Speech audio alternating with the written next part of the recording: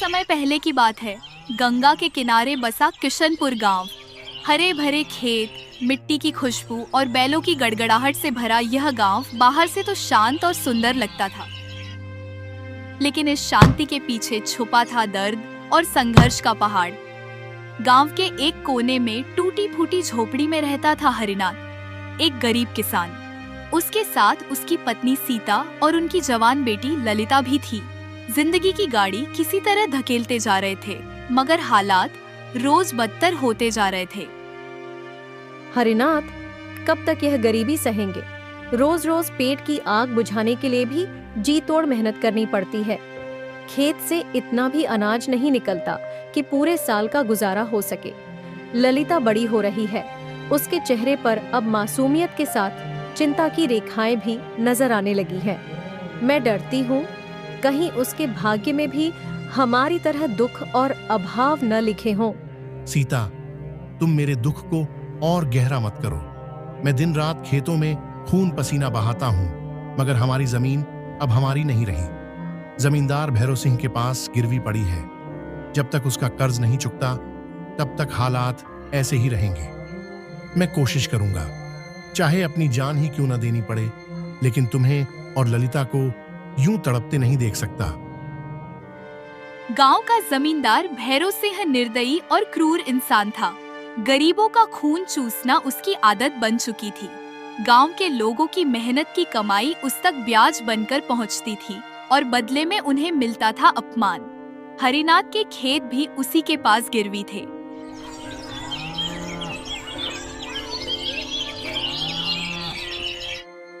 ओ हरिनाथ, बाहर निकल।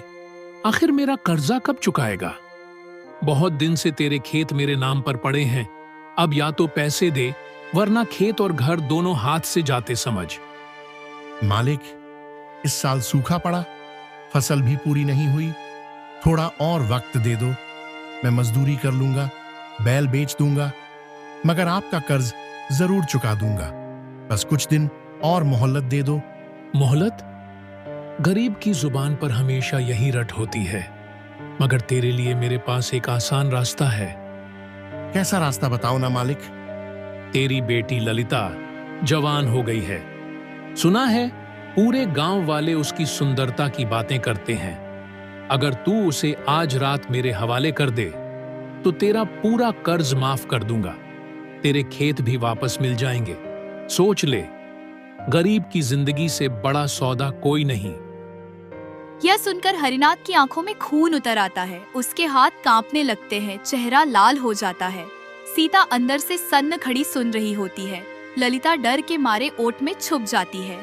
भैरव सिंह, तूने मेरे घर आकर कैसी गंदी बात कह दी।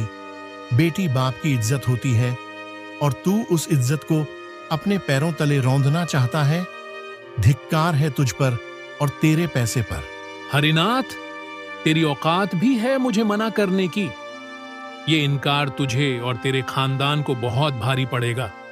तेरे खेत, तेरी जमीन सब मुझसे नहीं बच पाएंगे। तूने मेरे साथ सौदा ठुकराया है। अब देखना तेरे घर पर कैसे आफत टूटेगी। निकल जा मेरे घर से भैरव सिंह। मैं गरीब हूं, पर जालिम के सामने झुकना मुझे नहीं आता। अगर बेटी की इज्जत पर किसी ने नजर उठाई तो मैं अपनी जान दे दूंगा, मगर झुकूंगा नहीं। याद रखना हरिनाथ, तेरे इस इनकार की सजा तू और तेरे घर वाले जरूर भुगतेंगे।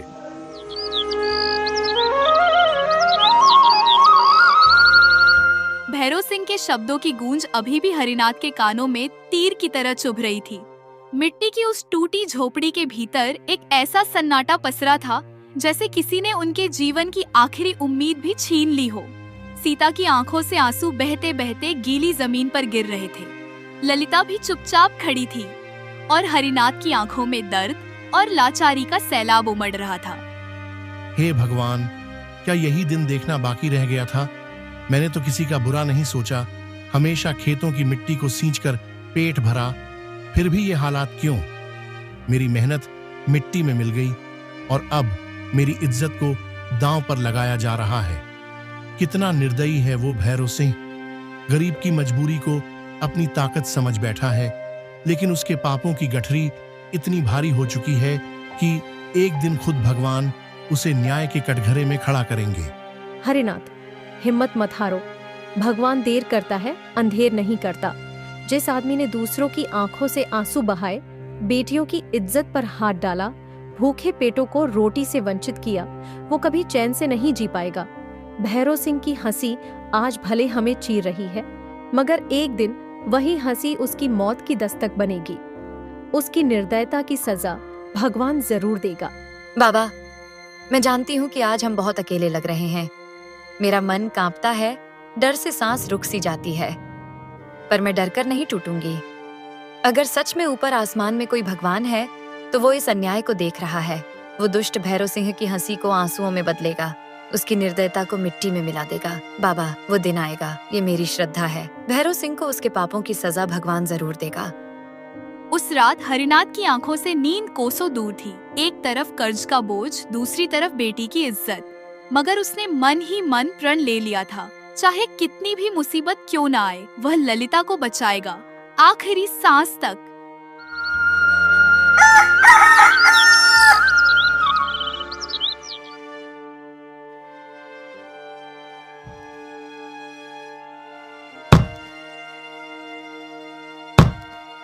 अगली सुबह सूरज की किरणें खेतों में फैली ही थीं। हरिनाथ और उसकी पत्नी सीता अपने खेत में झुक झुक कर काम कर रहे थे। तभी पीछे से धीमी धीमी आवाज आई। बेटा, जरा पानी मिलेगा? प्यास के मारे मेरा गला सूख रहा है। हाँ हाँ बाबा, ये लीजिए पानी।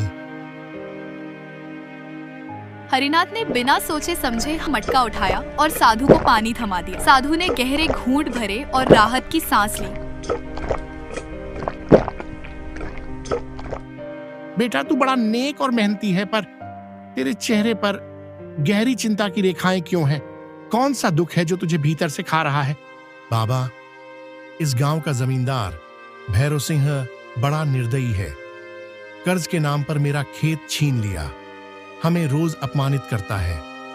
गरीबी ने हमारे घर की दीवारें तक तोड़ डाली और सबसे बड़ी चिंता है मेरी बेटी ललिता की शादी की। ये सोच सोच कर मेरी रूह कांप जाती है। साधु ने हरिनाथ की आंखों में झांका। पल भर को लगा जैसे वह उसके मन की हर गांठ खोल चुका हो। उसकी आंखों में अब साधारण इंसान वाली चमक नहीं थी, बल्कि किसी रहस्य का इशारा करती हुई गहराई थी। बेटा, घबराना मत, तेरे दुख का अंत होगा। जंगल के बीचों बीच एक काली गुफा है, वहां अपार खजाना छिपा है। वही खजाना तेरी गरीबी मिटा सकता है, तेरा खेत वापस दिला सकता है और इस गांव के लोगों को भी भैरव सिंह के जुल्म से मुक्ति दिला सकता है। ये सुनते ही हरिनाथ और सीता दोनों घबरा गए, जैसे किसी ने उनके दिल पर बिजली गिरा दी हो। ध्यान रहे, उस गुफा का रास्ता आसान नहीं है। उसके द्वार पर एक भूत का साया पहरा देता है। वह तुझसे 3 प्रश्न पूछेगा। यदि तू सही उत्तर दे गया तो गुफा तेरा रास्ता खोल देगी, लेकिन यदि तू असफल हुआ तो तू हमेशा के लिए पत्थर बन जाएगा। बाबा, ये कैसा इम्तिहान है? अगर मेरे आदमी को कुछ हो गया तो हम दोनों का जीवन तो यहीं खत्म हो जाएगा।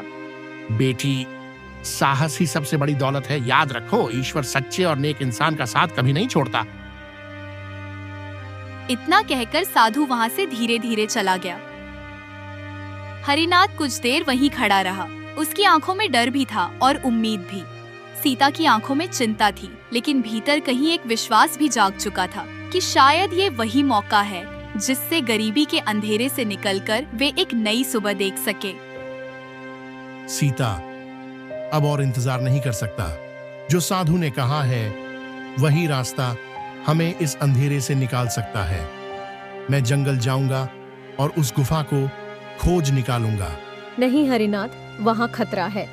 अगर कुछ हो गया तो हमें तुम्हारी जरूरत है।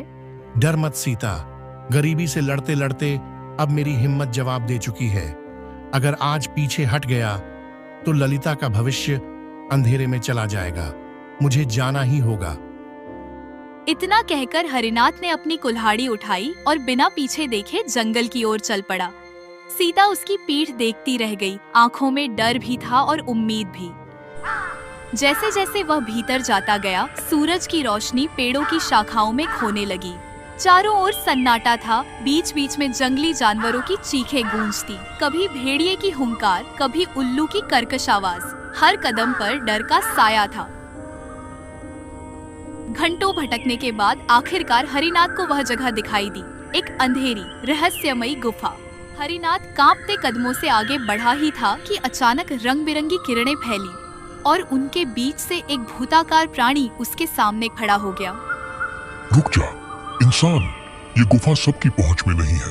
जो यहाँ आया वो कभी वापस लौटकर नहीं गया। तभी हरिनाथ की निगाहें गुफा के बाहर पत्थर की 2 मूर्तियों पड़ी, जिन्हें देखकर वह और चौंक गया। देख रहा है इन्हें? ये राजा और रानी भी मेरे सवालों का जवाब देने आए थे। खजाने की चाह ने इन्हें यहाँ खींच लाया, पर गलत जवाब देकर हमेशा के लिए पत्थर बन गए और अब सदा इसी जगह खड़े रहेंगे। राजा और रानी की पत्थर की मूर्तियां देखकर हरिनाथ की रूह कांप उठी। उसका दिल तेजी से धड़कने लगा, पर उसने अपने भीतर के डर को दबाया। आंखों में बेटी ललिता और पत्नी सीता की तस्वीर उभर आई। मैं लालच के लिए यहाँ नहीं आया, मैं अपनी बीवी और बेटी के लिए आया हूँ। गरीबी ने हमारे जीवन को नर्क बना दिया है। जमींदार रोज हमारी इज्जत को रौंदता है। मैं सिर्फ इतना चाहता हूँ कि उनकी जिंदगी सुधर जाए, चाहे मेरी जान ही क्यों न चली जाए, पर मैं पीछे नहीं हटूंगा। हिम्मत तो है तुझ में इंसान, पर याद रख, यह सिर्फ खजाने की गुफा नहीं है, बल्कि यह तेरी किस्मत की परीक्षा है। यहाँ सत्य और असत्य का अंतर ही तुझे बचा सकता है। अगर तेरे जवाब सच्चे और सही हुए तो तू अपनी गरीबी से मुक्त हो जाएगा, लेकिन अगर जरा सी चूक हुई तो तेरा भी वही हाल होगा जो इन मूर्तियों का है।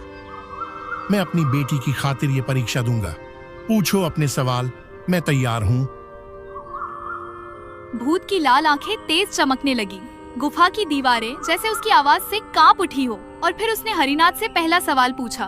तो बताओ, इस धरती पर सबसे बड़ा धन कौन सा है? सोना, चांदी, अनाज या कुछ और? हरिनाथ के कानों में भूत की आवाजें गूंज रही थी। उसके मन में साधु की बातें याद आईं। सच्चा धन वही है जो कभी खो न जाए। उसने आंखें बंद की और जवाब दिया, सबसे बड़ा धन है सच्चाई और ईमानदारी, क्योंकि सोना चांदी चोर ले जा सकता है, अनाज खत्म हो सकता है, लेकिन ईमानदारी कभी नष्ट नहीं होती। जैसे ही उसने ये शब्द कहे तो भूत की आंखों की चमक थोड़ी नरम पड़ गई। मेरे पहले सवाल का सही जवाब दिया है तूने इंसान। तू सच्चे धन की कीमत जानता है। अब मेरे दूसरे सवाल को ध्यान से सुनो और बताओ, इस दुनिया में सबसे मजबूत चीज क्या है? पत्थर, लोहा या कुछ और?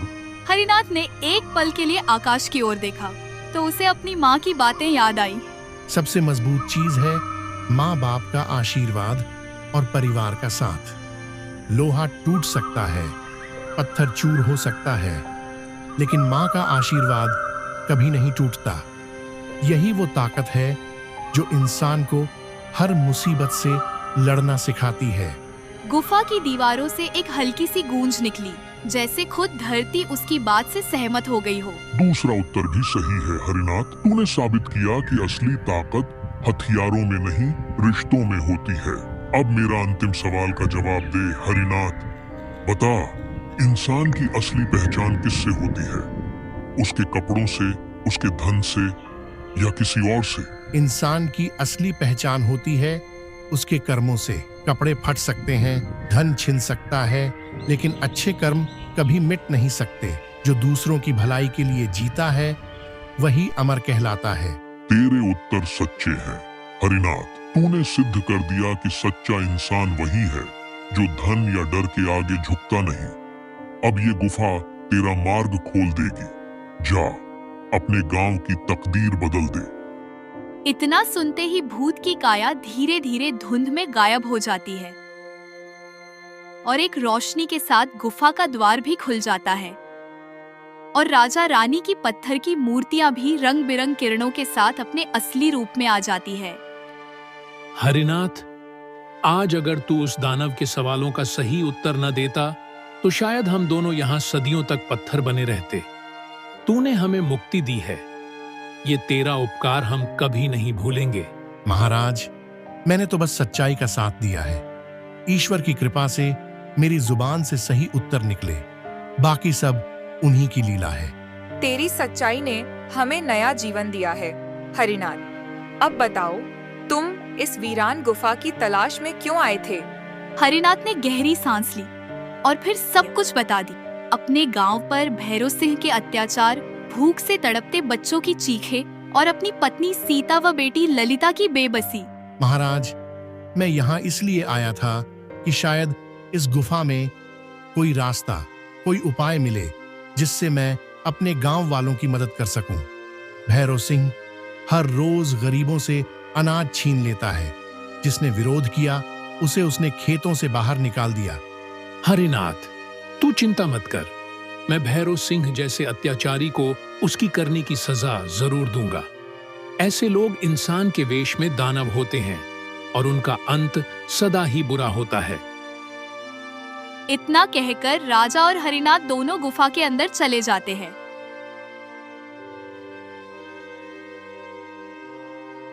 गुफा के अंदर जितनी दूरी तक आंखें पहुंच पा रही थी, वहां तक सोने चांदी और मणियों की चमक ही दिखाई दे रही थी, जैसे पूरी गुफा किसी खजाने की दुकान हो। प्रभु, इतनी दौलत, इतनी शोभा, ऐसा खजाना मैंने अपने पूरे शासन काल में कभी नहीं देखा। हरिनाथ, क्या तुम्हें अंदाजा है कि यह खजाना कितना मूल्यवान है? यह तो किसी जादुई सपने से कम नहीं। महाराज, मैंने उस दानव के हर सवाल का जवाब अपने दिल की सच्चाई से दिया, लेकिन इस खजाने का असली हकदार कोई और नहीं, आप हैं। आप हमारे राज्य के राजा हैं। मुझे बस इतना चाहिए कि मैं अपने गांव के लोगों के पेट भर सकूं, उनके बच्चों की मुस्कान देख सकूं। यही मेरे लिए असली दौलत है। हरिनाथ, सुनो, यह दौलत केवल किसी एक का अधिकार नहीं हो सकती। यह पूरे राज्य की समृद्धि है, परंतु जो इसे पाने की परीक्षा पास करता है वही इसका असली अधिकारी बनता है। और शायद यही वजह है कि मैं तुम्हारे सामने खड़ा हूं और तुम्हारे शब्दों ने मुझे यह विश्वास दिलाया कि तुम्हारे दिल में असली खजाने की परिभाषा क्या है। महाराज, मेरा अधिकार तो सिर्फ अपनी मेहनत की मिट्टी पर है। यह सोना मेरे हाथों में टिकेगा नहीं, लेकिन अगर इससे मेरे गांव की नदियां फिर से बहने लगें, बच्चों के पेट भर जाए और लोग खुशियां मना सकें, तो यही मेरे लिए सबसे बड़ा खजाना होगा। हरिनाथ, तुम्हारे जैसे लोग ही इस धरती की असली शान हैं। आज के समय में जब लोग केवल सोने, ताकत और सत्ता के पीछे भाग रहे हैं, वहां तुम इस सोने के समुद्र के बीच खड़े होकर भी अपने दिल की सच्चाई और ईमानदारी से डटे हो। यह खजाना जो हर किसी के लिए लालच और मोह का प्रतीक हो सकता था, तुमने इसे एक शिक्षा और प्रेरणा बना दिया। हरिनाथ, तुम्हारी नीयत ने इस खजाने की पवित्रता बढ़ा दी है।